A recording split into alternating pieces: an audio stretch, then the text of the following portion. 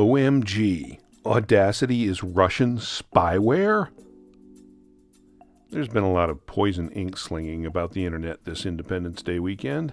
We'll blot up some of the mess in this issue of Stuart's Audacity Tips. Please, please share this copy of SAT as widely as you wish. It's important that people have reliable information to work with. So, as the lyric from Jesus Christ Superstar says, what's the buzz? Tell me what's a-happening.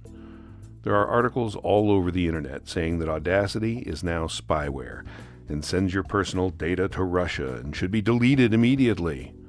What's the truth? The truth is that Muse Group, which now owns Audacity Development, posted a new desktop privacy notice on the audacityteam.org website on July 3rd. It contained a number of statements about data collection and how Audacity would use your data. This caused an uproar on the internet, primarily because the notice wasn't complete on a number of salient points. I've had conversations with Audacity developers, and combining their information with my specialized knowledge, I'm confident that the following information is reliable. First, there's no intent on the part of Muse Group or Audacity developers to monitor you, track you, or in any way expose your personal data. Quite the opposite, in fact. Muse is based in Europe, which is governed by legislation called the GDPR, General Data Protection Rule. It requires disclosure of the use of private data on the part of any firm that does so. In conforming to those requirements, Muse wrote the desktop privacy notice, because IP address is considered private data under the GDPR, and the new version, 3.0.3, of Audacity will temporarily collect your IP address. Unfortunately, Muse's attempt at transparency and legal compliance led to release of language that was a bit scary to some proponents of internet privacy and open source software, and they took to their keyboards and wrote dire warnings. That's why I got to spend my weekend wading through all this stuff. Here's the bottom line.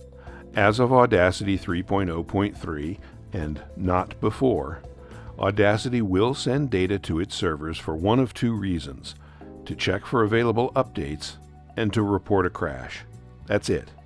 And either or both of these features may also have settings in preferences that allow you to turn them off.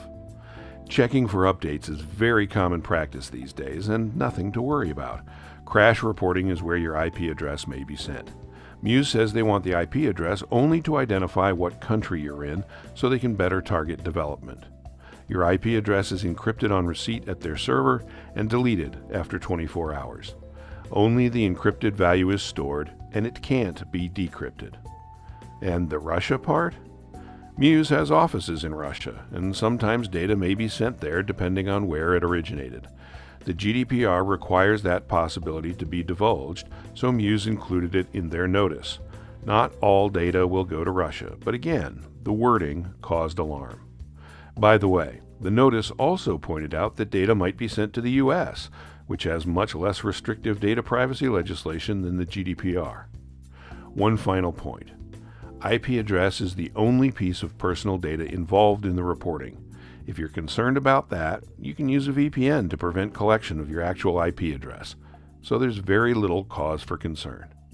Data collection is an important issue, and I'll continue to monitor the situation with Audacity and Muse Group. Hope this helps. I'm Stuart.